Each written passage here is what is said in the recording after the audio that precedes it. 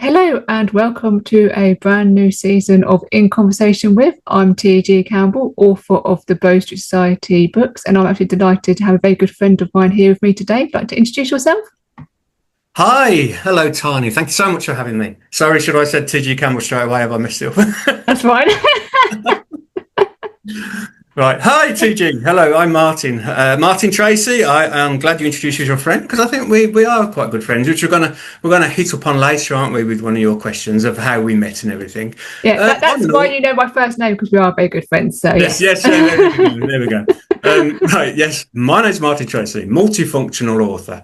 I say multifunctional probably because I can't decide on a specific genre to write on, but that's also because so many genres I like to just write what I like. Yeah. So therefore a little bit of everything tends to get into my books.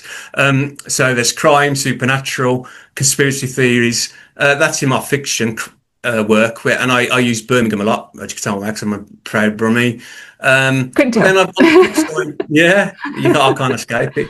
On the flip side, I've done some non-fiction biographies, authorised biographies as well, which has been a great gig. So I've never ruled out anything really. That, you know what I mean when it comes to writing something. They do say you should always write what you'd like to read. Yeah. So that's always a good rule of thumb, isn't it? So then you mentioned you do fiction. So Things They'll Never See is a book, the first book that I read of yours, which it Yes. follows a bit of information. Jake Zenor, Yeah. a somewhat fading rock star who is struggling to establish a new identity, both personally and musically, away from the cosmic fame he experienced with his band Blossom of Eden. So I was just sort of wondering while I was reading that, is there a particular singer or band who inspired Jake and Blossom of Um, Eden?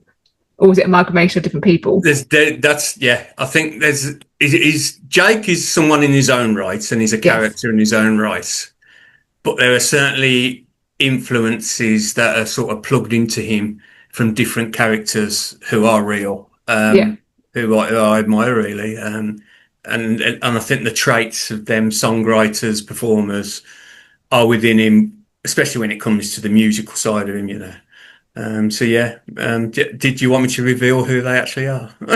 If you want to, yeah. And this is highly confidential, high classified information. I mean the book is set in the 90s, Yeah.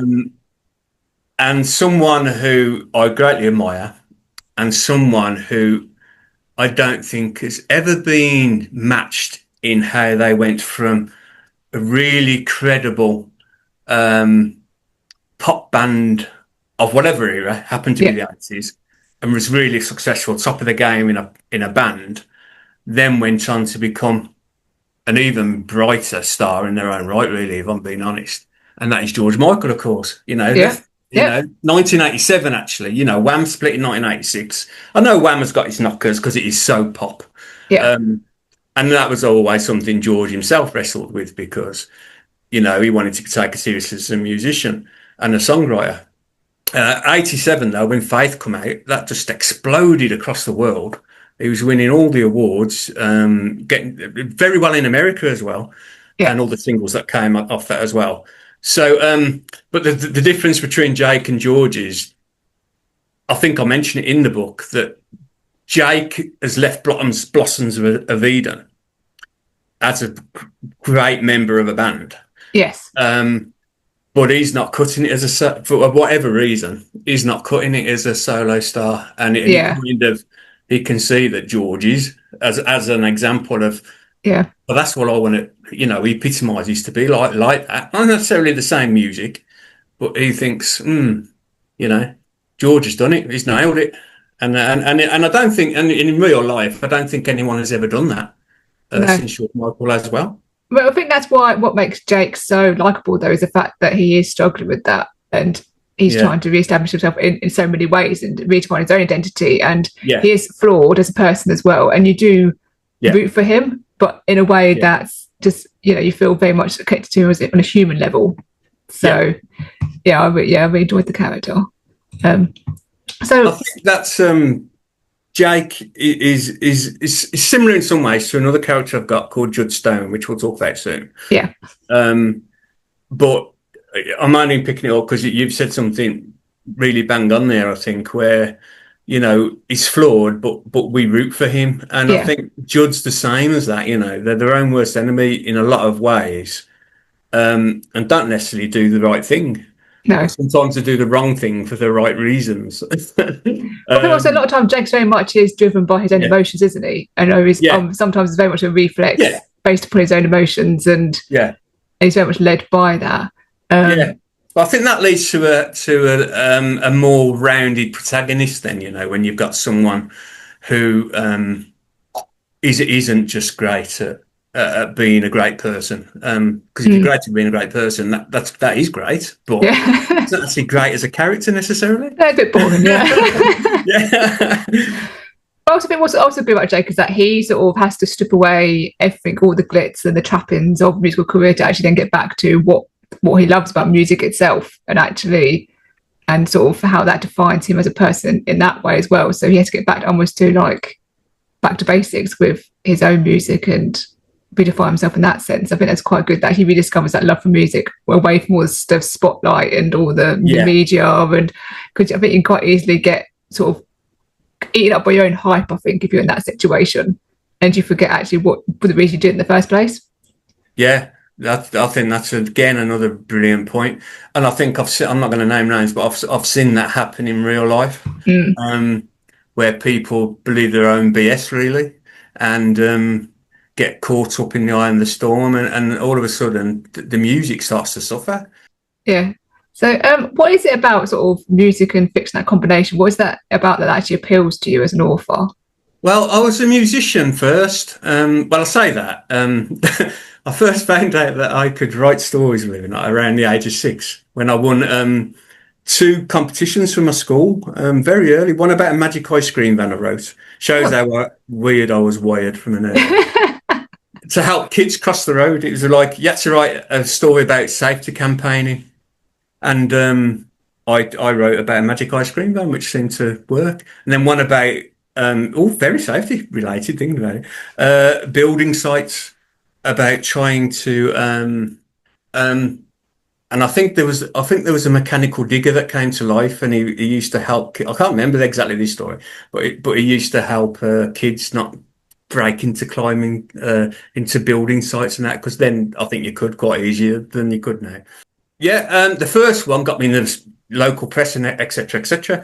But then I always, I grew up with Elvis, found the Beatles by myself, and I just loved music. I wanted to write songs as well. That was the inspiration of the Beatles.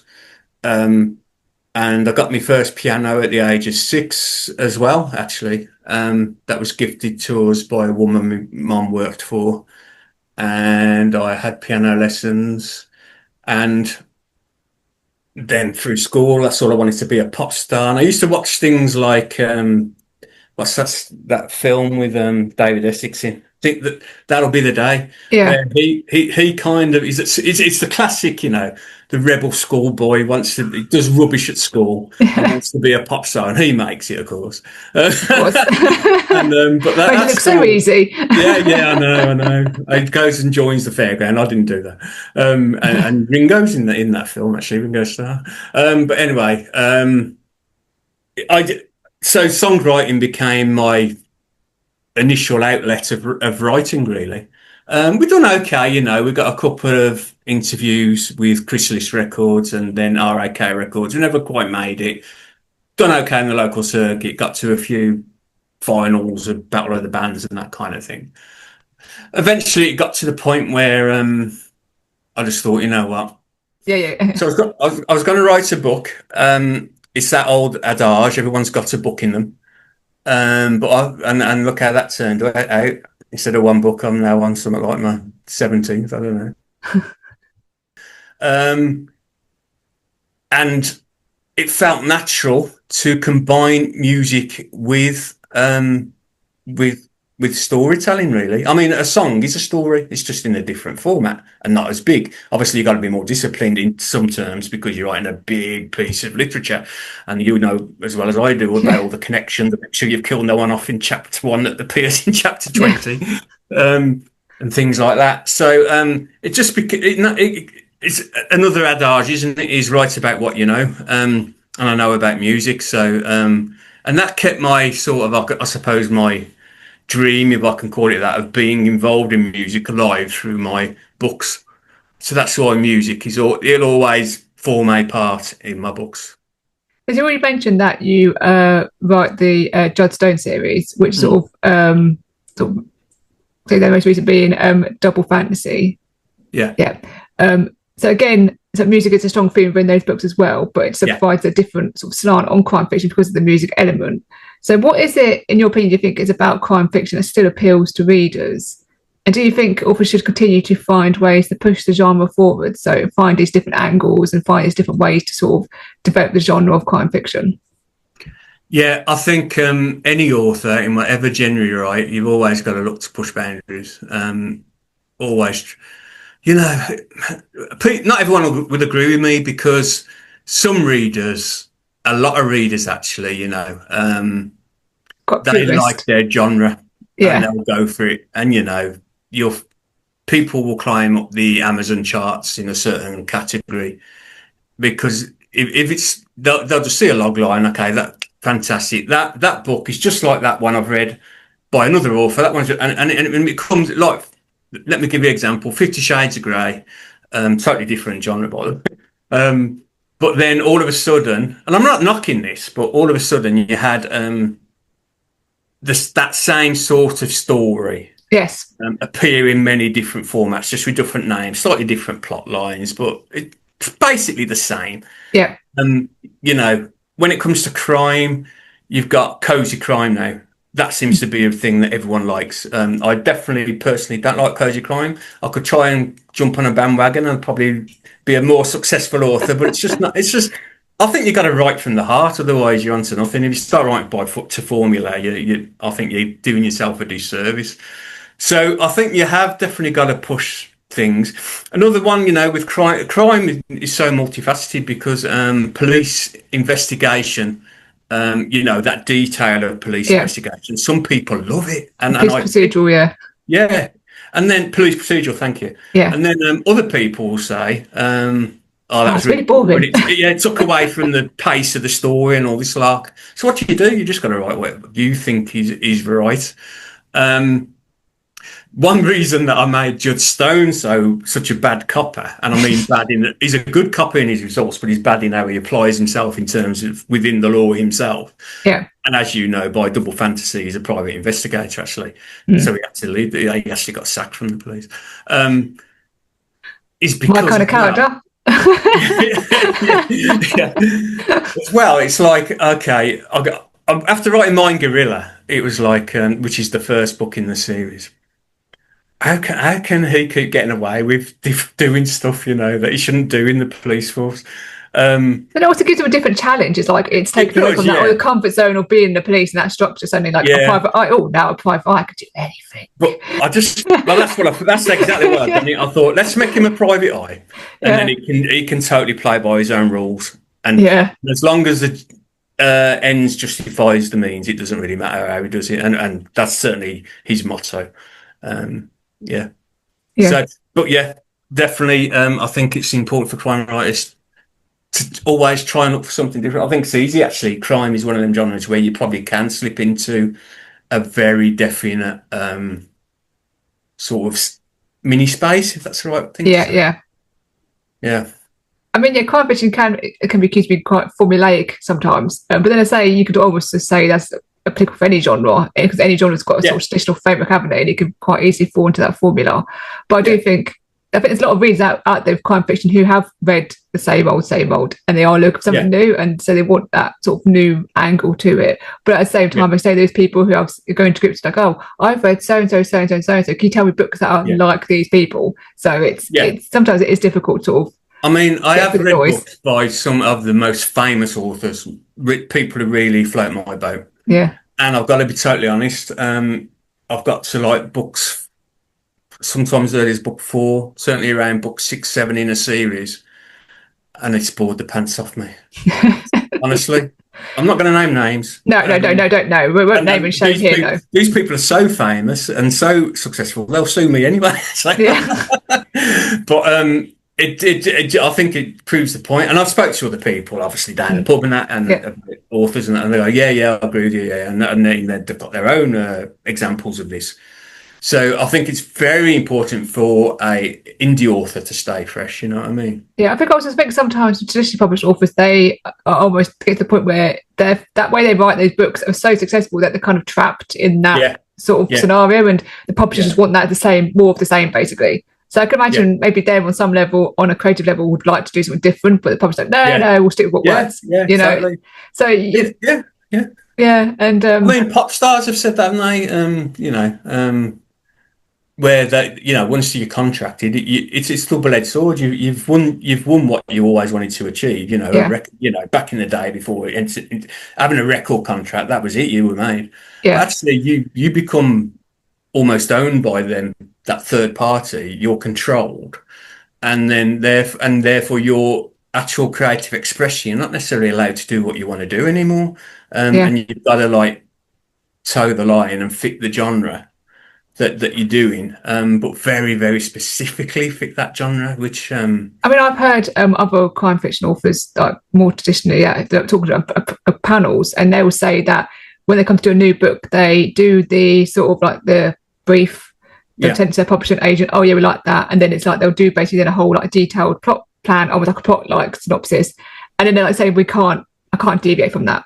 Once that's agreed, I have to just write that as it is. And it's like, oh God, I make so many different decisions while I'm writing it.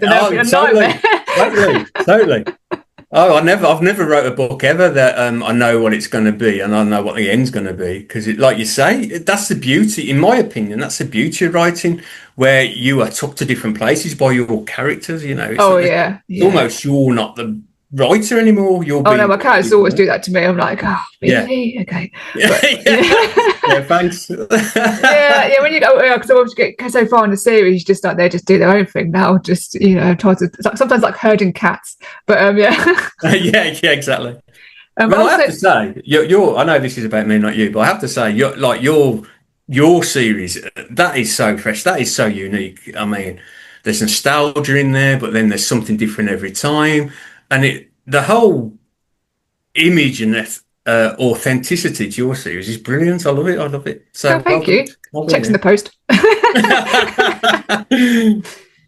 Just going just one final point about sort of successful authors, that as well as I tend to, with anything, with books, films, TV, if there's a lot of hype around something, I tend to avoid it. Because I tend to find if I go on the hype and watch something or read something, 9 times I tend disappointed. But if I discover them myself further down the line, I feel like I'm then reading it or watching it just for what it is, rather than around the hype. So I think now sometimes can be a bit, sort of frustrating. So we talked. You mentioned earlier about sort of doing non-fiction. So your most recent release at the point of recording is, and we had a fuzz box and we used it. So can you tell us a little bit more about that project? Yeah. So there was a band in the 80s called We Have a Fuzzbox and We're Going to Use It. They were from Birmingham. They were an all-girl band. They did play their own instruments, which kind of set them apart from, I guess, some of the bands that have been before, i.e. I'm talking vocal groups mainly. You had the Supremes in the 60s and that. All the people have their place and are fantastic. Apart from the Bangles at that time in America, you didn't really have any British female bands playing their own music. And then, of course, after they finished in around 1990, then you had the Spice Girls come along and Girls Aloud and everything. And I actually, as part of the research of the book, discovered that the Spice Girls, them 5 pieces of, 5 pieces of the jigsaw, Sporty Spice, Baby Spice, Posh Spice. Am I going to remember all the spices? Yeah, carry on. Sporty Spice. I've probably said 2 twice there. Anyway, you get the idea. We know, yeah. Ginger Spice. That came directly from Fuzzbox having 4 pieces of their jigsaw. There's only 4 members then. Sadly, Jo is no longer with us. She passed away in 2012. So unfortunately, I never got to meet Jo. Yeah. The others, that they done a Top of the Pops magazine, which Top of the Pops, as you know, was the Holy Grail back in the day. Yeah. They were in that. They're in Smash Hits, which again, another massive magazine for music lovers. Oh yeah, this is what read that. Yeah, and they were on the front cover of Smash Hits and Enemy at the same time, which is something they're very proud of and kept telling. every time I came to write a page, really. You must get this. Yeah, I am. And you must get in the weird and play their answers. Yeah, yeah, yeah. So Okay. that was an authorised biography, that was? It was authorised biography, yeah. Yeah, So yeah, yeah. they asked me to do, which was I'm really pleased with, and I'm very grateful to them for. But they're from Birmingham like me, so it was a natural fit in some ways. Yeah. And they were on top of the Pops 8 times. They had 2 big albums, and the interesting thing about them in one way is these 2 albums, which is kind of what sort of defines their career, really. They did go on to do reunions and that later. It's actually the 40th year anniversary at the minute, so that's when the books come out. Yeah, Yeah, yeah, yeah. they started out. They started off. Yeah, yeah. 40 years, can't believe it. But this show, I mean, they look great, and the reason they look great is because they were schoolgirls. They were, well, 3 of them were schoolgirls. One of them including Joe, actually. So they were signed very, very young. Yeah. Not really actually a complete band, but they were signed anyway. So there's a bit of luck there. But that also shows they were part of that indie punky kind of movement. Yeah, yeah. That was re-energized from the ones that came out like the Sex Pistols and all that. We're talking 86 when they broke. So I was only 2 then. Yeah, there's a lot of alternative music then. A lot of people, especially in Birmingham, I'm sure it was in other cities as well, were very into the alternative camp. Started to like things like The Cure, for example. Yeah, They became mainstream, but they were part of that. But the thing is, my mum based us on all those different kind of music from the 80s. Yeah, because they were so good at looking good as well as what they sounded, and very fresh and like a breath of fresh air. They were picked that indie old vibe really worked for them, but they were then picked up by Warner Brothers, who are a massive company. Loads of people that you name, and Sony's involved in them anyway. yeah, in the sphere of that, you've had people like George Michael on that label, for example, Prince, etc., etc. But they took them on to have the second album, and that's when they became very glossy. Pink Sunshine, you might have heard of that. International Rescue, which was a sort of a spoof on Thunderbirds. That was one of the videos.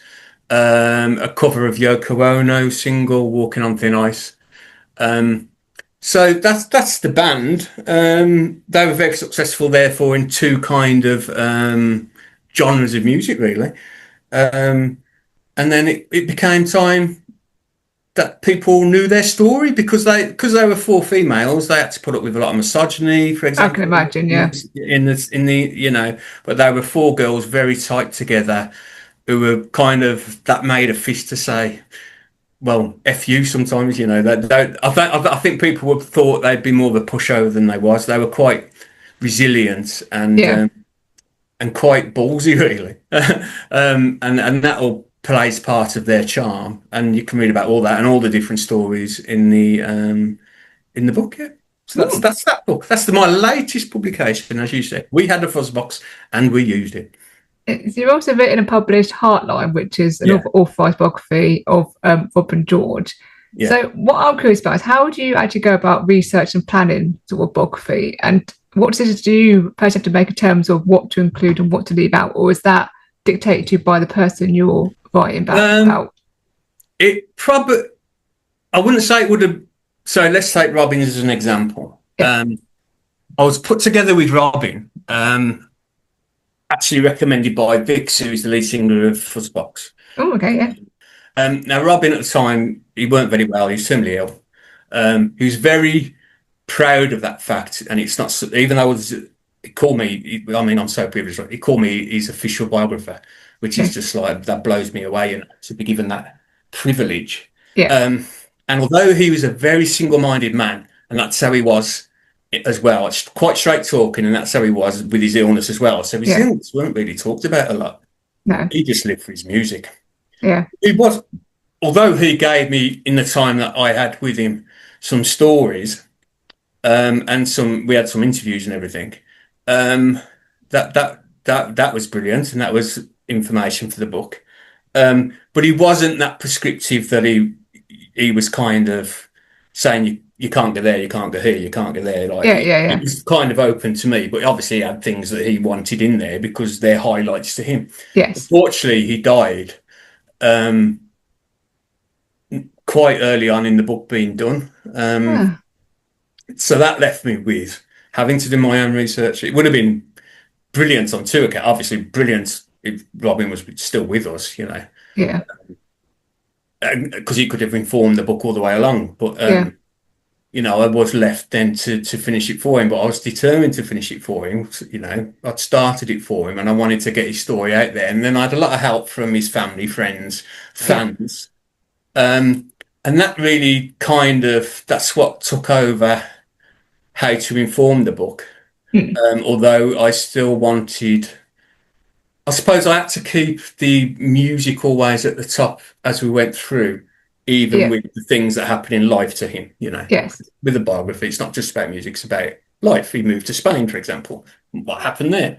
Um, so, you know, all these things went in. So you research what you can online, naturally, other interviews that have happened with people that are in the public domain.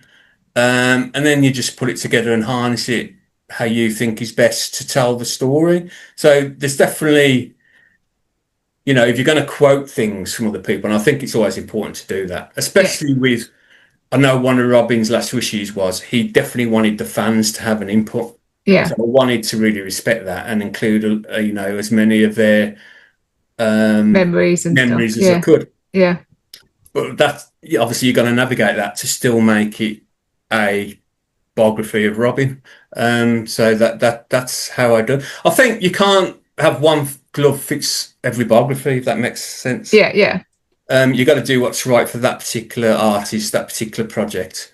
But you've also, when you're doing authorised biographies, you have obviously got to respect the person you're doing it for. The downside to that, if there is one, is you haven't got, I suppose you haven't got the control. You know, if you wanted to go to town, like you see biographies that are written by people who've never even met by the person. Yeah.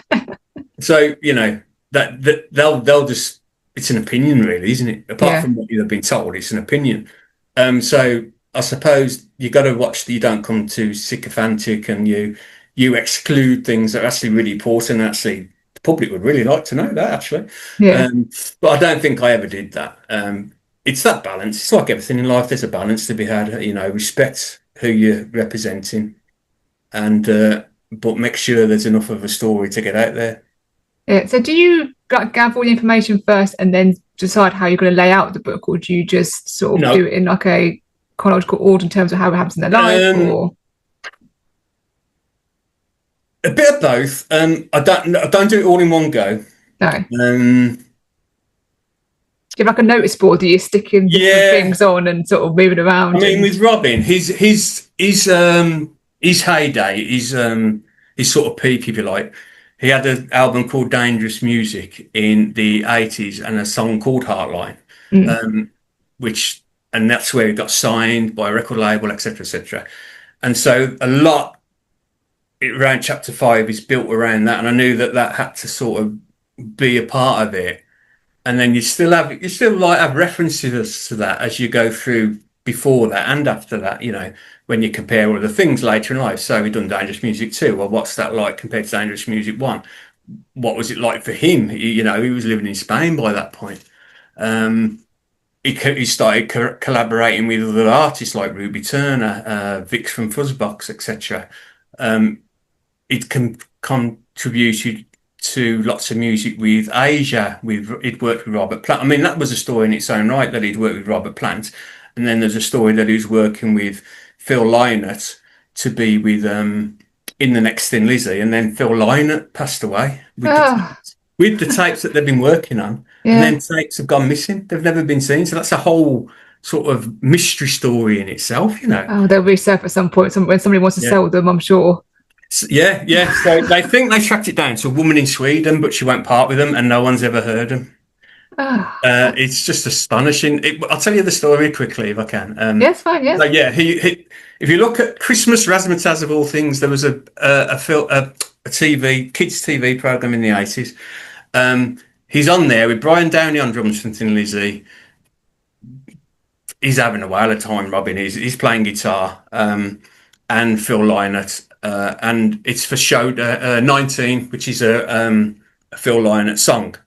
But although like he's got them playing on that and they're having a great time, you know, the idea then was he was going to actually relaunch Thin Lizzy again, a new version of Thin Lizzy, and Brian was the original drummer anyway, and Robin was in it. You're going to be my guitarist, Robin. And they actually wrote a load of songs together, actually sitting down, looking in one another's eyes, as I was told, with acoustic guitars, writing things down, all recorded back in the day. You know, you only had tapes. Tape recorder. And then, exactly. Comes to Christmas, and they've got to stop for obvious reasons. Yeah. They're both going their own separate ways in terms of being with family, etc. And Robin says, "Can I keep the tapes, Phil? Can I keep the tapes? Because, you know, there's a couple of things I just want to work on." Maybe. And of course, Phil Lynott says, I want to keep them. I want to keep them. We'll get back together after Christmas, because there's a few things I want to do as well. Well, obviously, Phil was the guy of Thin Lizzy, so you let Phil. If Phil wants the tapes before you do, you let Phil have them. So Phil took them, and then the next call, it was shown Razzmatazz. It was shown, but then the next call, very early January, Phil had died. Totally unexpected. Yeah. And the tapes were never found. And it's just like, oh, all that music that Thin Lizzy fans haven't yet heard. And you know, it would have set Robin off on another path, another tangent of his career.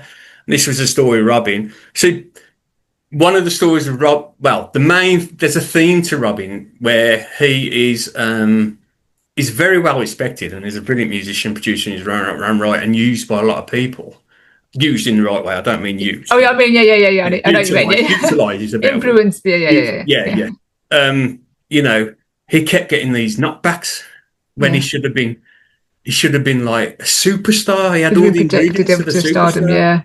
Yeah. So I don't know if I actually answered your question. Life can be cruel that way when you see some people, you think they're very talented, and you think, why haven't you got that break? And it's just it's a bit sad, really, in that sense. Really sad. Yeah, one thing I did want to ask you is, so particular example, Things I Never See. Do you have a playlist that people could listen to whilst reading that book? That's a fantastic question. Because I know that some should have some authors, because there were certain bits in that book where, especially when he goes to the pub. And he obviously did covers, and somebody's like, why are you doing your own stuff? And like, oh, why aren't I doing my own stuff? And then I would love to be able to hear the song that, he creates with the haunted piano. But it would be good to actually almost to have a playlist where you can listen to that song, how it is different forms, how it evolves through the story. Do you mean like the songs that he's writing? Or do his songs that he's writing, but also, is anything... The inspirations. That sort of thing. Because there are some authors who do that. They will say, to get the best out of my book, here's a iTunes playlist. I could probably do that with all my books, to be honest. When you think of Judd Stone is into his music, But I think it would be amazing to actually have sort of original music, but like Blossom Eden's music, and then that song when we first hears it, or just on the piano downstairs, and then it evolves, and then obviously when they go to the corner tune, they have the scream in the background. You hear that version, and you hear the final version. It would be good to actually. Yeah, exactly. Yeah. And there's several bits in that book which the way they end is not the way you necessarily think they're going to. No. So it's definitely a book, definitely a high recommend. I've thoroughly enjoyed reading it. So as always, in Conversation With, we have quizzes, true or false quizzes. So I love them. Love quizzes. Your quiz is on song lyrics from the Beatles. Okay. So I've tried to keep this. I could go really obscure with some of these, but I did try to sort of do a mixture. So I like the obscure ones. So this is best out of 8. So some of these you might get a bonus point if you can add a bit of extra information. So question 1. Yeah. According to the song, the Beatles had nothing but love for 8 days a week. True or false?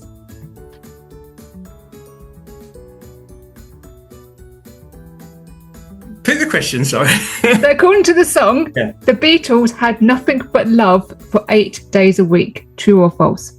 Well, the lyric is, I don't know if it's a trick question. Ain't got nothing but love, babe, 8 days a week. So, is that a true then? Yes. Oh, it is. They start quite easy. I don't do trick questions. Oh, right, okay. Yeah. True. Yeah. Yeah, I'll start you. I thought you'd ease you and gently. If you think it's because it's so obvious, you think, is it? Yeah. Yeah. So, question number 2. According to the song, the Beatles' troubles seemed so far away last year. True or false? False. Is false. Can you, for an extra bonus point, can you say what it should have been? Well, it should be yesterday. It should have been yesterday, All my yes. troubles seem so far away.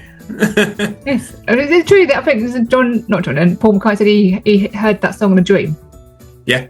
Yeah. He woke up and because he didn't want to lose the melody, Yeah. he put the words scrambled eggs to it. I wish I had that kind of dream. Scrambled eggs, am I darling? How I love your legs, apparently. So Paul says. This one's a little bit obscure. Okay. So, again, these are all going to be according to the song. So, according to the song, Eleanor Rigby, nobody came to her funeral aside from Father Mackenzie. Is that true or false? Ooh.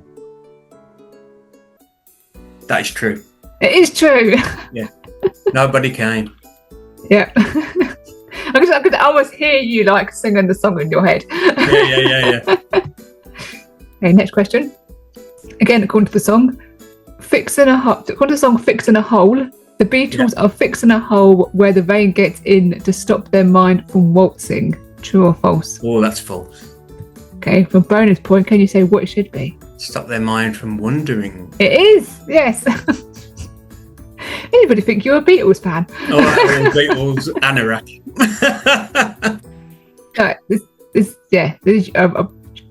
Anyway, so this next one. So again, according to the song Penny Lane, a pretty nun is selling poppies from a tray behind the shelter in the middle of a roundabout. True or false?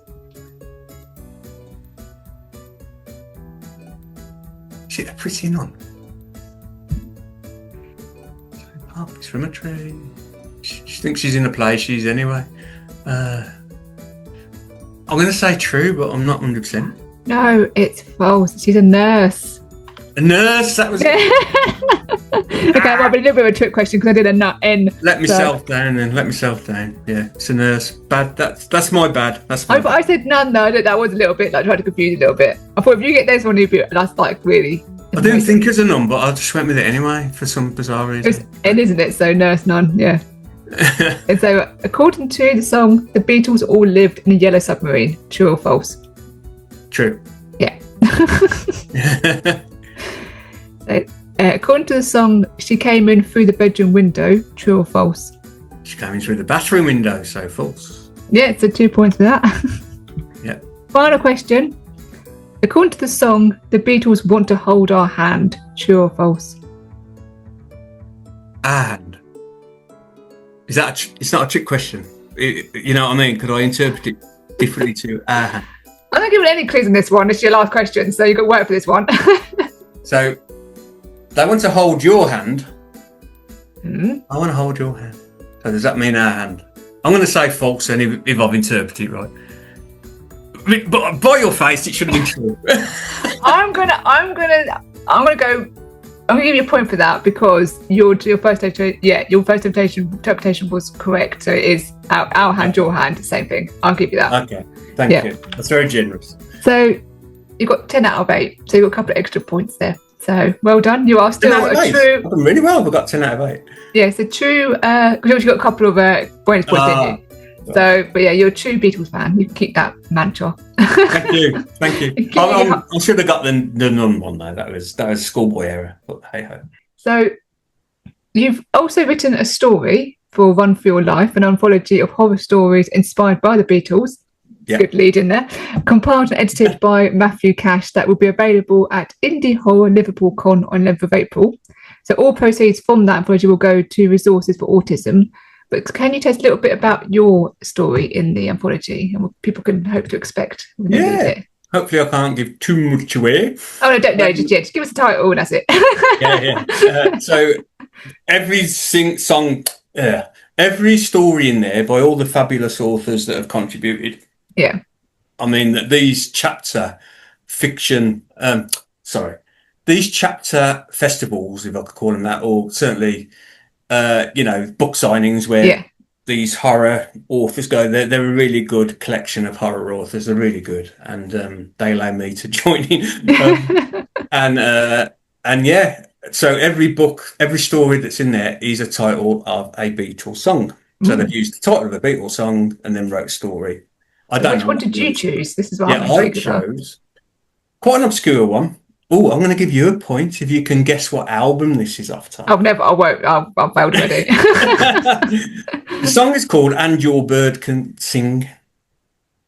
No, I have no idea. I think I saw it in a list of Beatles songs when I was looking for lyrics. I thought, it's one of the schools. I think you might not know that one. Yeah, I nearly done "Golden Slumbers," which is on Abbey Road, but "And Your Bird Can Sing" is on Revolver. Yeah. And the story I wrote is high level. No spoilers. No spoiling. No spoiling.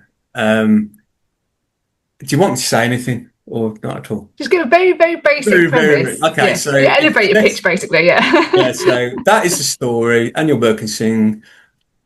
Birds are involved in the story. And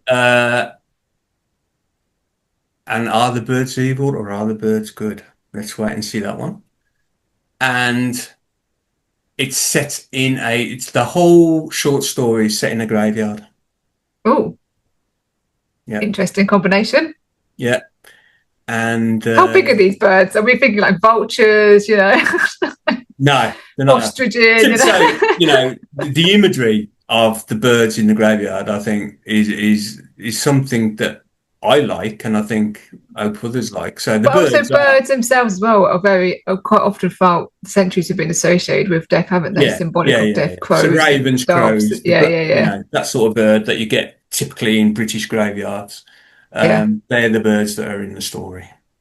But they're not necessarily, although I'm leaving it open about are they good or evil, they are not necessarily the main aggressor in the story. Intriguing. Yeah. So it's being sold at that HorrorCon. So will it be available elsewhere after that? I think it will be after. So that anthology is called Run for Your Life. There's actually two going on at the same one. I've had to be busy writing short stories. I'm saying you and the other one as well. And the other one is called Depth of Darkness, I think, which is Depth of Darkness. Depths of Darkness. Oh, I thought you said Deptford. Deptford Darkness. Okay. Of Darkness. So it's about the sea, basically, maritime, because of the maritime connection. I think we're doing it. It's called The Ship Inn, is the hotel in Liverpool where it's been done. Yeah. So they wanted to connect the maritime historical history of Liverpool and do stories based around that. So I've done one for that one as well, and that's about what's that one called? Spoilers. But it involves a cruise ship that comes into the Liverpool docks and then go to the graveyard with the birds. That one does take a very unexpected turn, shall we say. Ooh. Remember, they're both horror genres, so I can imagine a book signing for horror writers would be very interesting. Yeah, it's definitely, if you like horror books, go to these chapters. I mean, we go all around the country. I can't always be at all of them as all the other authors can't. Yeah. This is only the fourth one. They did do one in Birmingham, actually. I think the first one was in Birmingham at the Night Owl in Digbeth. That was really good. Yeah. And they'll be doing a few more. They do about 2-3 a year. But the next one's Liverpool, 11th of April. If you're into horror books, there's no point going anywhere else. So is that ticketed, or can you just turn up? I think it's ticketed, but I think you can pay at the door as well. And they're not expensive tickets. Yeah, so just to remind everybody watching, that is the Indie Horror Liverpool Con on 11th of April 2026. So go and Google it and find. Yeah, I'll probably put them, actually, the website will be down in the description. Yeah. video. So yeah, That's the thing to do. Yeah, and all the information will be on the flyer, that you have. Yeah, and presumably you're going to be there. I'm definitely there in Liverpool. Oh yeah, let's go and say hello to you as well. Find your stall. Oh yeah, please do. Please come say. I love it. I don't need asking twice to go to Liverpool, and the fact that I can do a book signing there means. Yeah, I was due to do one in Liverpool, but then COVID happened and it fell through. No, So, yeah. Oh well. COVID done a lot of things, didn't it? Yeah. Not for the better. So this next question is one that I ask everybody who comes on this, and I'm always intrigued by their answers because it's very interesting. So, if you could have coffee with 3 people, living or dead, famous or unknown, who would you choose? Why would you choose them? And what would you talk about? Fantastic question. And I thought long and hard about this. And I was trying to think of 3 people who we could all have coffee together, but I can't go for that because sometimes the people who are the most different could make the most interesting coffee gatherings. So I thought there'd have to be 3 separate coffee sittings with these people, which would be fine. But okay. If we did get them all together, fine. They're all dead, unfortunately. And the first one, and they're all famous, just because I think these sort of questions, they're always more fun if you come with a famous person. But they're people who have inspired me. Yeah. Whatever, So the first one is Oliver Reed. Actor. Oh, great. Yeah. Great choice. Yeah. Great actor. Thank you. Brilliant actor. Underrated actor, in my opinion. Very underrated. So there was actually a time when I was doing A-level drama and things, or I was at college doing drama, and I thought about becoming an actor as well, which never happened. But it was again just like the creative side and all that. Yeah. But I just loved it, and I was going to go to college, and I had to I had to go to college to try and get better English. No, not better maths. Yeah. It was actually quite good. Yeah. I did end up with A-level English. But back in my day, you had to choose your A-levels, and then you'd have to do a backup O-level, whether you wanted to or not, just to prove that you could do. You had to have X amount of time at college. So I chose drama. I'd already done it at school, and then I chose it just because I wanted to have fun with it, because I loved it, and I think I never took it as a real subject. It's having a laugh. It's like so that's what I've done, and it really I really got into going to watch plays and watch things on telly, and you'd have to do case studies and all that. Yeah. And I wanted to do Oliver Reed, and actually in A-level English literature, going full circle here, I'm going off your topic a bit, but I will get to you. Yeah, it's fine. I done A-level literature, and you have to do a 10,000 word essay back then. Yeah. It's monumental as a kid. And I wanted to do about comparing biographies. Yeah. And the one thing so I came up with all these different biographies. There was George Bernard Shaw, who we'd studied anyway in literature. Yeah. And then there's the biography of Robert Graves, who we were doing as well. Yeah. And I wanted to do Oliver Reed's biography. I thought you were going to say you did Oliver Twist, because Oliver Reed was played Sykes in the musical. Plus, I loved Oliver Reed. Like the Bill Sykes character that Oliver Reed does in Oliver Twist. Yeah. No one can do Bill Sykes like Oliver Reed. He was made for that. If anyone could bring it to life out the Dickens books, it was Oliver Reed. I don't know. Andy Serkis's. Really? Andy Serkis's.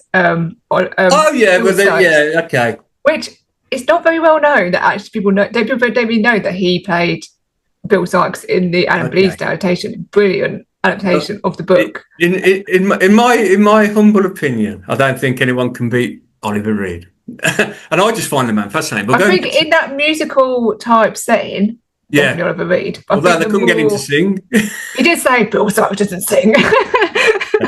But Bullseye, where are you? Yeah. So I mean, he was also. I loved Oliver Reed in Assassination Bureau. Yeah.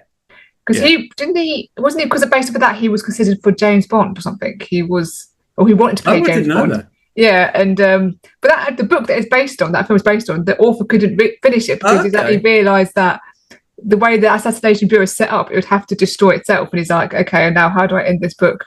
So he just didn't finish it. But to the ending you get in the film, which is what they made up for the film, yeah. The life story, Read All About Me, spelt Read All About Me, Oliver Reed's autobiography written in 1979. I wanted to use that because it's a brilliant, it's so funny. Oh my God, so funny. And they wouldn't let me use it. They said it wasn't of the correct literature standard. Literature capital L. Yeah. So that really peaked. But apparently they said, but you can use David Niven, Moon's a Balloon, if you like. You're like, really? Yeah, so no. Get lost.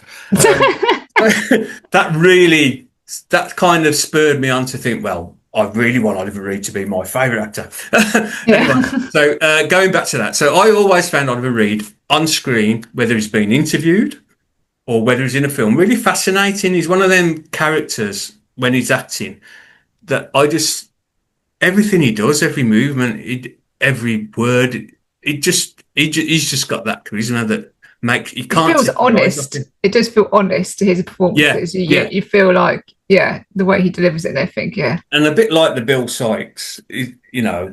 Oh, you took your camera down, that's it, He's a bit like, he weren't too far away in some ways, like Bill Sykes, you know, he's a bit of a what did they used to call him? Not a troublemaker. They used to call him things where it was acceptable to be drunk and rowdy and I mean, to be honest, the musical of Oliver Twist isn't actually that close to the book because there's a whole layer to the book. No, it's not. It is, but it's a good film though. But definitely. No, it's not. It's not. I don't think I would have taken him seriously if he had been singing. To be honest, I think it's good that he didn't sing. The fact that he doesn't say that means that he doesn't really have a lot of lines in that, but it's more the presence. It's his presence, isn't it? And just the look and. Yeah, Hellraiser. That was a term. That's he was a Hellraiser, wasn't he? Yeah. And then you saw him on interviews where he got drunk on the Michael Aspel show and things like that, and it was good entertainment. It was good entertainment when therefore his private life seemed to be as entertaining as his work on the screen. Some of his he was brilliant in Gladiator. Where the film which he passed away doing, but he really made that film, I think. Yeah. And Russell Crowe was brilliant as well. It was amazing. Was he famously dyslexic? Yeah, and so he had to. Yeah, he talks about that in the book. Yeah. Yeah. So that's just amazing. It always, people say to me, "I've got dyslexia, I can't do this." So it's like, well, Oliver Reed had dyslexia, and look at him. He had a great career. So I think sitting down for coffee, I don't think it would have been coffee for long. I think Irish coffee. Irish coffee. But I think he was a natural storyteller, and I think he'd have just told me all these stories. Like so you will need coffee. Where Keith Moon landed in a helicopter on his lawn. Yeah. And all that kind of thing. Alex Higgins again, and all these Hellraisers came around and snooker with him. And I just think he'd tell me so many entertaining stories, Plus, I'd meet someone who I just think is an absolutely fantastic, amazing actor. Yeah. So who's the other two people? Oliver Reed's the first one. Yeah. Second one, probably going to be no surprise, John Lennon. Okay. Inspired me massively as a songwriter and a musician. Yeah. But with John, there's a lot of different sides, as well as his music. He was an activist. Complex. Yeah. He was a lover, a fighter. He had all these sort of clashes going on in some ways that, so he would just be fascinating, I mean, life is what happens to you while you're busy making other plans. Yes. How true is that? And some of the, it was Paul McCartney who wrote Words of Wisdom in Let It Be, but it was John who had them all, I think. Yeah. Give peace a chance. And then there's this one I'd like to read out, if I may. Yeah. When I was 5 years old, my mother always told me that happiness was the key to life. I went to school. They asked me what I wanted to be when I grew up. I wrote down happy. They told me I didn't understand the assignment, and I told them they didn't understand life. I mean, brilliant. Oh, yeah. And I would have liked to have, obviously, collaborated with him. If I'd gone down at least for a coffee, then I'd like to say, well, can we write a song together, John? I mean, once Oliver Reed's passed out in the corner, then he can go into the piano and write a song with John Lennon. I think Lennon and Oliver probably could have gone on with each other or tolerated each other to a certain degree. I think Lennon could be a bit of a hellraiser himself, depending on what side of Lennon was on show at that time. He's quite a complex character, John Lennon. Yeah. But yeah, I mean, just the way he went, at that early age, just so tragic and unnecessary. But it is. And then my third one, you see, I don't think I could have had George Michael and Oliver Reed at the same table. I don't know if that would have worked. It might have worked for a certain amount of time, but I think they had quite opposing views on things. And with George again, massive. Make for an interesting conversation. Massive influence on me musically. Again, I'd ask him, can I write a song with you? I'd ask him how he approached songwriting, as I would have done with John Lennon. But also, ironically, I can only talk about asking him the things that I now know more about him since he passed away. Because then when he passed away, all these great philanthropy came out about him, and all these things he would only ever do, giving his money away to people with IVF programs, etc., and helping people, as long as it was, people never knew it was him that done it, which is just that's the true humbleness of a person. That's someone doing it for that's the true charity. Yeah, you're doing it for the person you give it to, and not yourself. Yeah. How many people do that? I don't think there's a lot. I think he really lived by his own values, even though he'd done a lot of mad stuff as well. But I think he's someone who was a. But at the same time, I think he still, when he had those problems, I think he owned them at the same time. Those his hand up would be like, you know what I mean? And, I got caught in a toilet in LA. And just make, again, it's like a human side, isn't it? Because people do put celebrities on a pedestal, and they expect too much from them. They expect them to be infallible, but they're still human beings at the same time. Exactly. At the end of the day, and everybody's flawed. Nobody's perfect. And at the end of the day, did he really hurt anyone? No, he didn't. He never hurt anyone else with whatever he done. It was his life. He never done nothing horrible to anyone else, as far as I know. So, I just think they're three very, very interesting people. So, final question. So, we mentioned before that you've done book sign events. We've done a few indie book sign events together as well. We did one in Birmingham, and then we did Big Fans of Ball Guys last year, didn't we? So did you do All for the Armories in October? Yes, I did. Yes. Yeah. So you've done a lot more of them than I have. I would consider you as sort of an established name on the indie book signing scene. So what advice would you give somebody who is about to do their first book sign as an indie author? I'd say, first of all, enjoy it. Yeah. I know for some people it can be quite daunting going into that arena, imposter syndrome, all that kind of thing.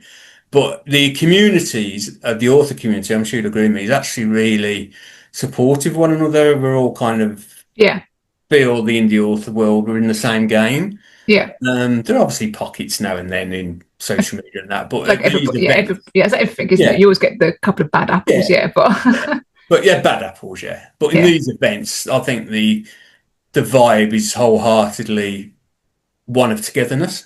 Yeah. And I think don't go expecting too much. So if you go thinking, I've got to sell loads of books, you probably are going to be disappointed. Don't go. Obviously, you do want to sell books. That's what everyone wants to do. But there's a bigger picture than that. Yeah. It's about making connections like you and I have. Yeah. With both authors and readers alike. Readers, it's beautiful because now when I do some signings, readers remember me from sort of years. Oh, they do. Yeah. He's like, I bought my book that I bought from you 2 years ago. He's like, oh, okay. And it's lovely though, isn't it? That's what you want. Lovely, that's priceless. You can't put a price on that, like someone loving your work. Or even if they're not a big fan of your work, but at least they remember you and know who you are. And I do have readers come up who say, "Oh, you're not really my genre, but how are you, Martin?" and all this kind of thing, and that's fine, There's so I think really enjoy it. Go treat it as a day out.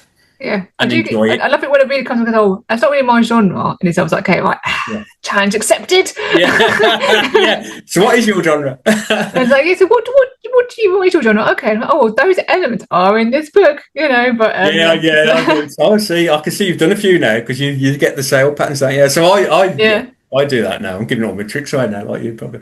So what is it you like to read? If it's someone new, yeah. what is it you like to read? And then they tell me, and then I'll find a way to make my book fit what they say. You have to get good at reading people's body language, because some people just they're just gone because they've got certain authors they want to go and see. Other people, you sort of watch them, they're sort of slowing down. You watch them look at your story, like, right, you go, oh, it's Victorian crime fiction. And like, oh, okay, then blah blah, and then you see it blah blah. But yeah, it's like you say, oh, if you don't want to read a full length book, I've got a short story collection here. You know what I mean? So like, it's and also what I find as well, like if you are in an anthology, if you sell those anthologies at like a book signing events, people they really sort of latch onto that because like, oh, I can discover multiple new authors, not just you. So that's a really good way to do it as well. Yeah. Like I say, it is. I think you have to go with certain expectations. You don't want to be, I want to sell out, sell 200 books, and like, because it's good having pre-orders because you're going to have some that's sales. good. Yeah. So that's a piece of advice actually. Set up a pre-order.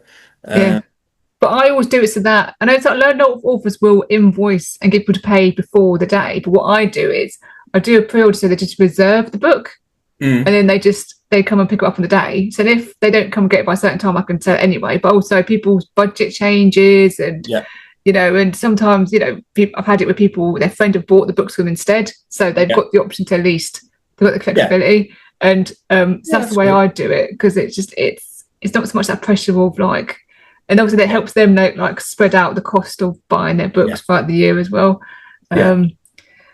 But I mean, I love book signing events. It's what you live for, isn't it? Getting out there and meeting people, because otherwise you just sat at your computer typing on your own and anybody reading this? Just throw it out to the e-fine. Like, hopefully people are reading it. Yeah, absolutely. Like you say, you learn off others as well. What's working for others, what isn't working so well, and sometimes this is going to sound weird. It's sometimes reassuring if you're going through a certain pitfall, shall we say, in your writing journey, then or your marketing journey, which is it's usually more the marketing than the writing. Yeah. Marketing. And then you find out other people are suffering the same fate. That kind of strangely makes you feel better. Yeah. I mean, it's good to sort of swap ideas and everything, but it's marketing is one of the essential things you've got to do, but at the same time you'd think, marketing is quite a creative thing. You're creative, you should love that. I'm like, but it's like I say, it's trying to find that effective marketing that doesn't just sound like buy my book, and it's not spending a fortune as well. So that's I think I always say to people, if I'm in front of somebody and I could tell them about my books, it's so much more rewarding and more engaging because you've got them face to face, but you can't get that same connection through an advert, and that's the difficulty. So the book signings definitely gives you a platform. It helps you hone your elevator pitch and hone sort of read people's body language and sort of hone your own sort of like pattern, but also like know when to hold back and actually not just pounce on people because they're walking past. Absolutely. Absolutely. But I've got a few more. I'm trying to think what else I've got coming up. I can't remember. So I've only got Opposite the Armories this year. I'm just doing the one. So I'm not doing that this year. I've done the last 2 years, but I'm not doing it sadly this year. I'm hoping doing Wonderland. You're doing Wonderland? No, I'm not doing Wonderland. No. I think I was on the waiting list for that. I don't know, but I'm conscious. Did you do Wonderland last year? No, because I'm conscious. I did quite a few events last year. I did Fixed Bands of Ball Gowns. We did in Newark. It was next to each other. Then I did Dark Side of Brighton, which was the author panels at the end of March, and then I did Book Lovers in Birmingham. Okay. And then I did Comic Con last year, MCM Comic Con in London. Excellent. And then that was really good. But the strange, this is what I would say to people as well about book signing events. Like, I was 3 days at Comic Con and I was 1 day at Authors of the Armories. I sold the same amount of books at Authors of the Armories as I did over 3 days at Comic Con. Wow. So what I'm saying, you can never know. You think the big event you think you're going to sell loads at, you don't necessarily. But the little events, you can sell more than you anticipate. Exactly. So you never know, do you? But like you say, you do build that momentum with going more events. Yeah. And so we've come to the end of our chat. Oh, I've really enjoyed it. That's flew by, and it's been. Sorry, have I waffled on? No. It's been fantastic. Thank you so much. So, do you want to just remind everybody where they can buy your books, where they can find you, where they can stalk you on social media? So I have my very own website, imaginatively called www.martintracey.co.uk. So, how are you spelling Tracey? Just with an E. So, yeah. Martin, T-R-A, Martin with an I, yep. Tracey with an E. Yep. I'm on all the socials, pretty much. Facebook, quite prolific on there. You are under all of them as Martin Tracey? No. Well, I am. Oh, okay. So I am, yeah. But yeah. I've got different names, tagline, like your at things. What they call handles. So Martin Tracey one for X, that's easy. Yeah. But I'm under Martin of Molyneux on Instagram and oh yeah, I remember that cover thinking, Martin of Molyneux? Who's this? Yeah, it's because I'm a Wolves fan, you see, and they play at Molyneux. So. And then I saw the picture and I'm like, oh yeah, I know that is, yeah. yeah. Martin of Molyneux. I do put Martin Molyneux author. So I'm an author. But Martin Tracey generally finding me, I think. I would have thought. And you can buy the books from Amazon? From all the books are available on Amazon. The links are also through my website to get to Amazon. Yeah. And that's it, yeah. Ebook, paperback, audiobook, limited. I'm on, so they're all on KD. The only one that isn't yet is Fuzzbox because we've got to do the ebook yet for that. Yes. But all the other books, KDP Limited, Unlimited even, KDP Unlimited, every book's on as an ebook, Kindle, blah, blah, blah, and they're all available on paperback. And obviously, if you want to get a signed copy, then come along to the HorrorCon. Absolutely. Yeah. And I always sell the books cheaper at the festival, at the festivals and the book signings than they are on Amazon. Yeah, and I was going to get a selfie review as well. Yes. And I'll throw a few things in like a bookmark and stuff. Oh, yeah, some free freebies, yeah. Yeah, a few freebies. So it's definitely worth coming to a book signing, isn't it? Oh, yeah, it is, yeah, if only just to meet the author. Yeah, exactly. Okay, thank you very much. That's been brilliant. Thank you. Thank you so much for hosting and having me today. Thank you. Really appreciate it.